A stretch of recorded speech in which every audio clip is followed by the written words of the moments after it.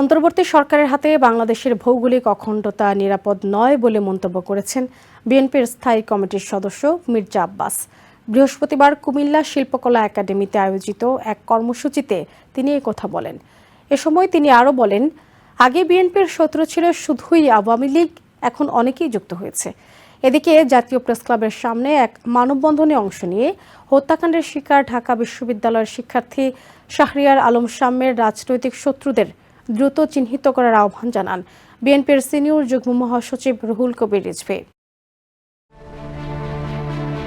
বিএনপিতে 10 মিলিয়ন নতুন কর্মী যুক্ত করার ঘোষণা ছিল আগেই। বৃহস্পতিবার শুরু হয়েছে আনুষ্ঠানিকতাও। এদিন কুমিল্লা শিল্পকলা একাডেমিতে বিএনপির সদস্য ফরম নবায়ন ও বিতরণ কর্মসূচি অনুষ্ঠিত হয়।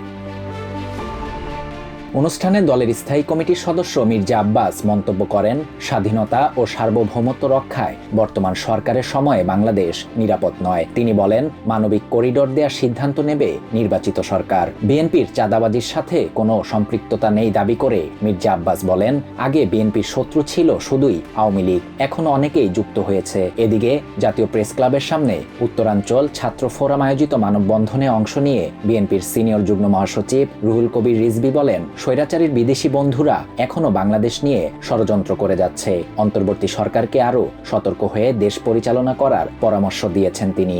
এই সময় হত্যাকাণ্ডের শিকার ঢাকা বিশ্ববিদ্যালয়ের শিক্ষার্থী শাহরিয়ার আলম শাম্যের রাজনৈতিক শত্রুদের দ্রুত চিহ্নিত করার আহ্বান জানান রুহুল কবির রিজভী।